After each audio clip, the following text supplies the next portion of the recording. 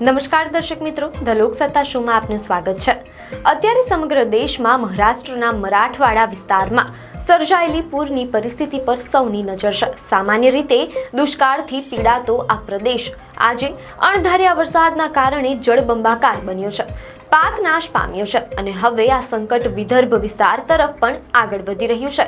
શું છે વર્તમાન પરિસ્થિતિ, જેના વિશે વિગતવાર વાત કરીએ તો મહારાષ્ટ્રનો મરાઠવાડા પ્રદેશ હાલમાં ભયાનક પૂરની ઝપેટમાં છે, જ્યાં અણધાર્યા અને સતત વરસતા ભારે વરસાદને કારણે જનજીવન અસ્તવ્યસ્ત થઈ ગયું છે। સતત થઈ રહેલા ભારે વરસાદને કારણે મરાઠવાડા અને પશ્ચિમ મહારાષ્ટ્રના અનેક જિલ્લાઓમાં તબાહી સર્જાઈ છે। ધારાશિવ જિલ્લામાં મંજારા નદી ગાંડીતુર બની છે, જેના કારણે ખેતરો ડૂબી ગયા છે, રસ્તાઓ પર પાણી ભરાઈ ગયા છે અને સોલાર પેનલો તૂટીને વેરવિખેર થઈ ગઈ છે। સોલાપુર જિલ્લામાં પણ પરિસ્થિતિ ગંભીર છે, જ્યાં પાક સંપૂર્ણપણે નાશ પામ્યો છે। ખાસ કરીને ધારાશિવ જિલ્લાની મંજારા નદીમાં આવેલ ઉફાનના કારણે આસપાસના ગામડાઓમાં ભયનો માહોલ ફેલાઈ ગયો છે। ખેતરોમાં 5 થી 6 ફૂટ ઊંડું પાણી ભરાઈ ગયા છે, રસ્તાઓ નદીઓમાં ફેરવાઈ ગયા છે અને હજારો એકર પાક પાણીમાં તણાઈ ગયો છે। ખેડૂતોના ખોળા ખાલી થઈ ગયા છે અને વિખૂટી પડેલા સોલાર પેનલો, તૂટેલી પાણીની લાઈનો અને ઘરોની જર્જરિત દિવાલો આખા વિસ્તારની બિસ્માર સ્થિતિને વર્ણવે છે। સોલાપુર, લાતુર અને નાંદેડ જેવા પશ્ચિમ મહારાષ્ટ્રના જિલ્લાઓમાં પણ વરસાદે ભારે કહેર મચાવ્યો હોય તેમ લાગી રહ્યું છે। અહીં ફક્ત ખેતરો નહીં પણ પશુપાલકોના જીવધન તરીકે ગણાતા અનેક પશુઓના મોત થયા છે। અનેક નાના ધંધાઓ, ઘરો અને દુકાનો પૂરના પાણીમાં ડૂબી ગયા છે। જીવનરૂપ રહ્યું નથી, તે હવે સંઘર્ષરૂપ બની ગયું હોય તેમ લાગી રહ્યું છે। મીડિયા અહેવાલો અનુસાર ખાસ કરીને ધારાશિવ જિલ્લાના પરાંડા તાલુકામાં આવેલા વાંગીગાવહાન ગામમાંથી એનડીઆરએફ અને સેનાની ટીમોએ મળીને અત્યાર સુધીમાં 33 લોકોને સુરક્ષિત રીતે બહાર કાઢ્યા છે, જેમાંથી 5 લોકોને હેલિકોપ્ટર મારફતે અને બાકીના 28 લોકોને બોટની મદદથી બચાવવામાં આવ્યા છે। મુંગશી ગામમાંથી પણ સેનાએ 20 લોકોને સુરક્ષિત બહાર કાઢ્યા છે। અત્યાર સુધીમાં કુલ આશરે 50 થી વધુ લોકોને પૂરગ્રસ્ત વિસ્તારોમાંથી સલામત રીતે બહાર લાવવામાં આવ્યા છે। પૂરગ્રસ્ત વિસ્તારોની મુલાકાતે પહોંચેલા મહારાષ્ટ્રના ખાદ્ય અને નાગરિક પુરવઠા મંત્રી છગન ભુજબળે ખેડૂતોને મદદની ખાતરી આપી છે।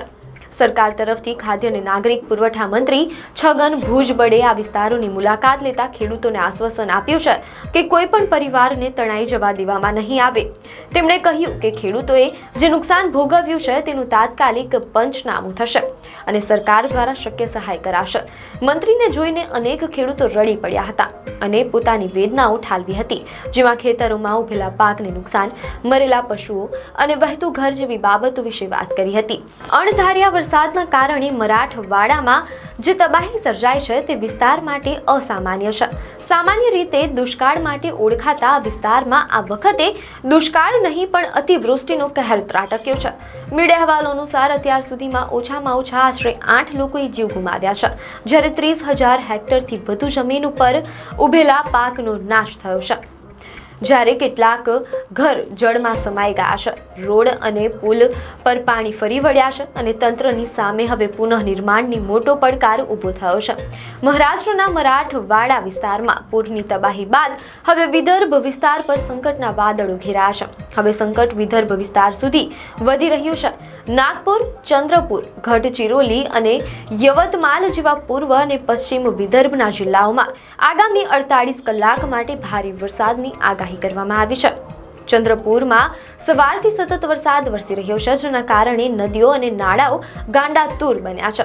હવામાન વિભાગે યવતમાલ, ચંદ્રપુર અને ગઢચિરોલી જિલ્લા માટે ઓરેન્જ એલર્ટ પણ જાહેર કર્યું છે। બંગાળની ખાડીમાં પશ્ચિમ બંગાળ અને ઓડિશાના દરિયાકાંઠાના વિસ્તારો નજીક બનેલા લો પ્રેશર એરિયાને કારણે વિદર્ભ અને તેલંગાણાના અનેક જિલ્લાઓમાં ભારે વરસાદ થવાની આશંકા વ્યક્ત કરવામાં આવી છે।